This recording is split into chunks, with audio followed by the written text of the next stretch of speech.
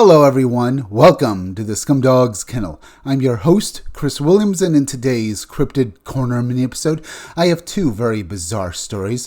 One involving, Glimmer men once again, folks, and another alien abduction story that was truly terrifying for the experiencer. Let's get into the first article titled, Adirondack Mountains Glimmer Man encounter cloaked humanoid watches children from backyard pines. Hear about this terrifying account now. In 2006 or 2007, a resident living near the edge of the Adirondack Mountains in New York witnessed something deeply unsettling while sitting outside with children near a backyard campfire and above-ground pool. What first appeared to be movement in the white pines soon took on the outline of a silent, pixelated predator-like humanoid that seemed to be watching the family from the branches. The Adirondack region is a massive wooded corridor with the Adirondack Park covering approximately 6 million acres of public and private land, much of it forested, remote, and very remote. The setting makes this report especially intriguing since the witness describes not a conventional animal but something camouflaged, intelligent, and disturbingly silent indeed. Sounds horrifying, folks, and the fact that it would seem to basically be watching the children as well, folks, along with the rest of the family, is truly a disturbing thing for any parent to hear about, isn't it? But let's continue, folks, and read basically the case file of it, and then get to the actual story. Date, sometime in 2006 or 2007. Location, edge of the Adirondack Mountains, New York. Setting, rural residential property, wooded backyard, white pine trees, pool, campfire area. Witness activity, sitting outside while children and friends were near a campfire and pool. Entity type, Glimmer Man, cloaked humanoid, predator-like anomaly. Description, pixelated, semi-transparent, humanoid-shaped distortion with arms, legs, and a head. Behavior, observed from tree branches. Moved closer, retrieved when children were brought inside. Sound, none reported. Physical impact, no branch movement, no swaying, no indication of weight. Emotional tone, shock, fear, lingering, unease, connected to the woods behind the home. As I said, folks, this is a truly terrifying account, especially for any parent to hear about some weird entity, not just a man, an entity, folks, watching your children. And that is something to be said right there, folks. But let's read on to the actual story. I wanted to share my account regarding a predator-like being. It happened sometime around 2006 or 2007. My kids, my friends, and I were having a campfire in the yard right outside our home. We live outside of town, surrounded by wooded areas on the edge of the Adirondack Mountains in New York. Off the deck of the house, there was a fire ring and a small above-ground pool. Along that side of the property were large white pine trees, very branchy and thick. The woods behind the pool continued back quite a ways, and the pines seemed to run right into the deeper woods.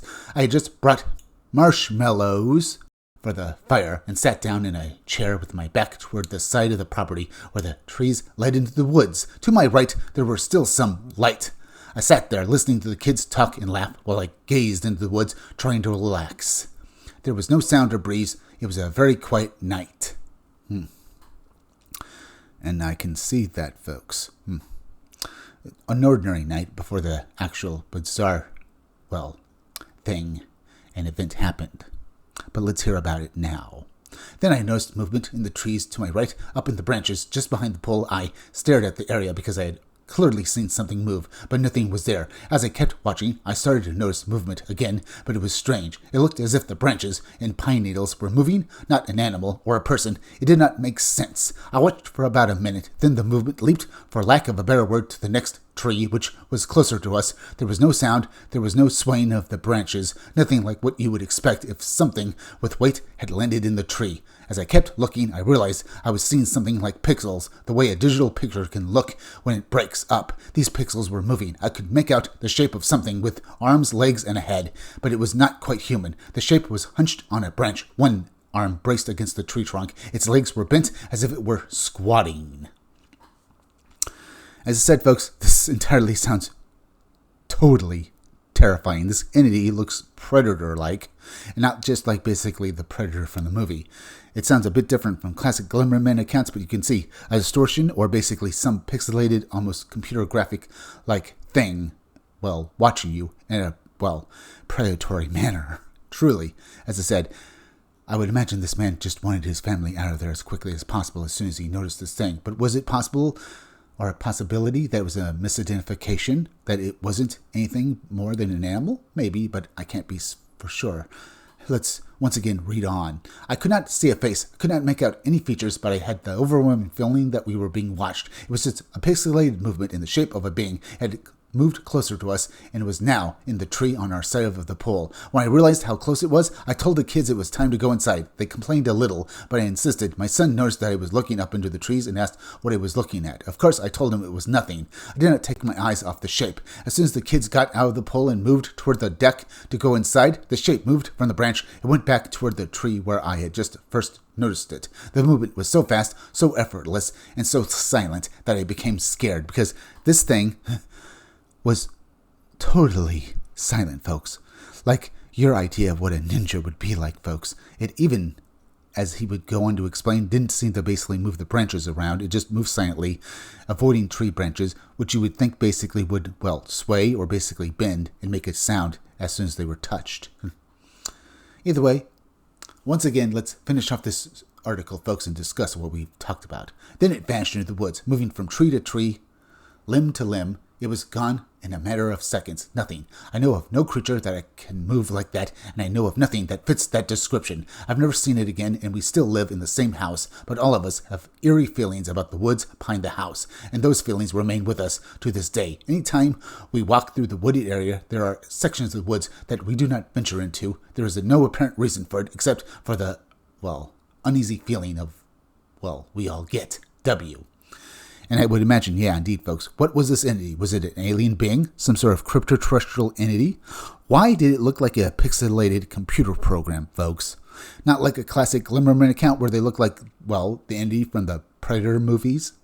But here it seems like it was almost a distortion in reality. Almost, a glitch in the Matrix, folks, as it were. Maybe it was an animal, but it glitched, and maybe that proves that reality is an illusion, folks. Maybe a giant computer program, and this is what this man saw. Or maybe indeed it was some sort of camouflage entity.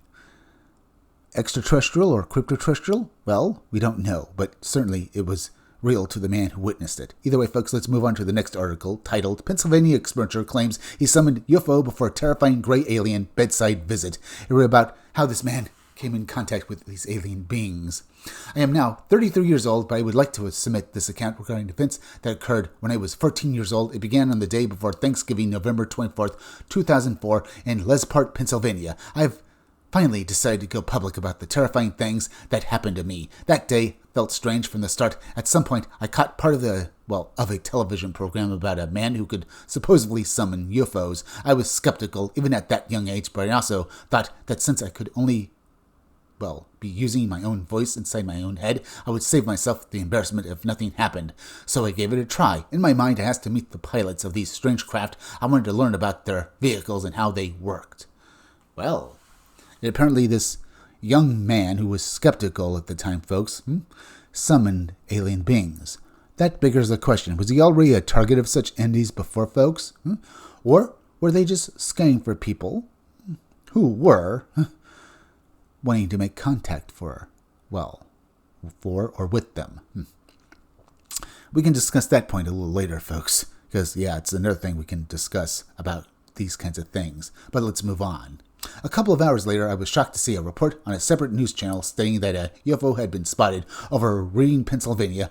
Reading was only minutes from where we lived at the time. Later that night, in the middle of the night, I was suddenly awakened in absolute terror. Standing by my bedside were two alien beings, the type commonly referred to as Greys. They were directly in front of me, staring at me. I don't know how they did it, but I believe they woke me up telepathically. Before I opened my eyes, I clearly remember seeing a red capital letters flashing behind my closed eyelids. The words said, "Wake up." At the same time, there was an alarm-like buzzing inside my head, almost like an intense vibration. It forced me awake immediately.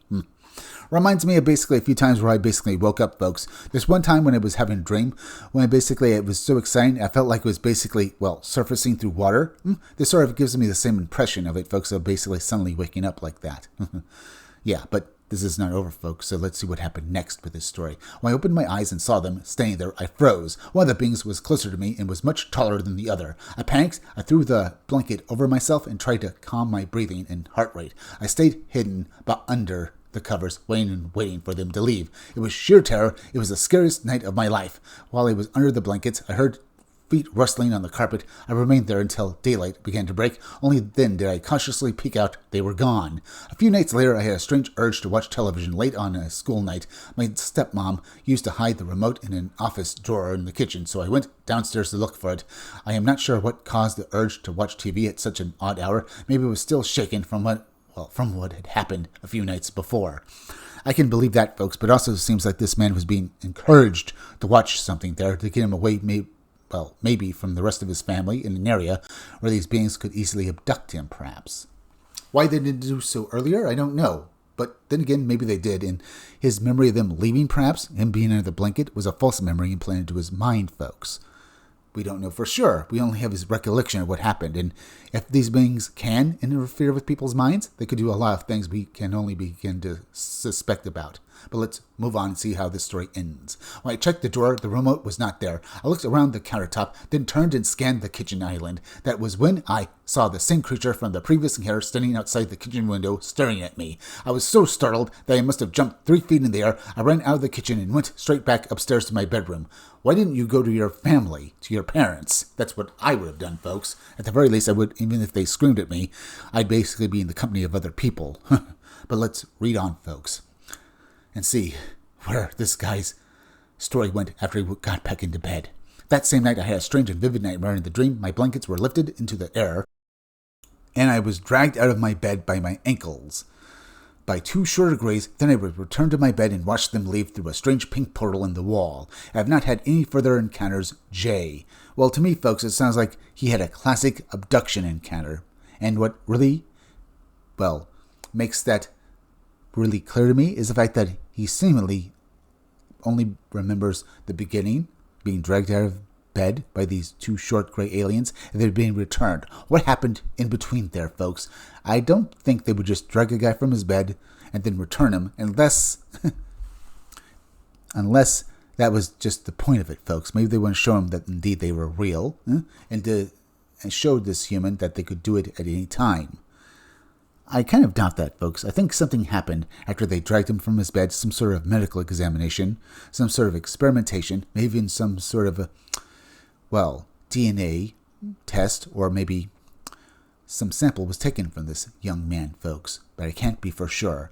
What is and does stand out about this particular story, folks, is that Jay summoned these beings. Like some people have basically said they can summon UFOs, folks. And the same thing happened here. But we have to ask, folks, were these really aliens, or were they some sort of demonic beings? Perhaps they wanted them they wanted him to believe that indeed they were some sort of aliens, folks. Maybe it's basically, as some people said, demons are actually aliens, or vice versa, folks. And they want him to believe that they were aliens and not demons, folks, because they want to basically, they wanted to destroy this guy's faith in God, perhaps. Show him that if aliens exist, then obviously God must not. Could that be the case, folks? Some people have said that. But as I said before, folks, it's a startling idea, and I can't be for sure about the true nature of it. It sounds like a classic alien abduction encounter, and I'll just say that. Now, what about this Glimmer man entity that was seen by basically the previous, experiencer in the last story, folks? Was it really a Glimmer man? He says that basically it looked like sort of like a game glitch or a digital error, folks. Could have been maybe, as I said, some sort of, glitch in reality.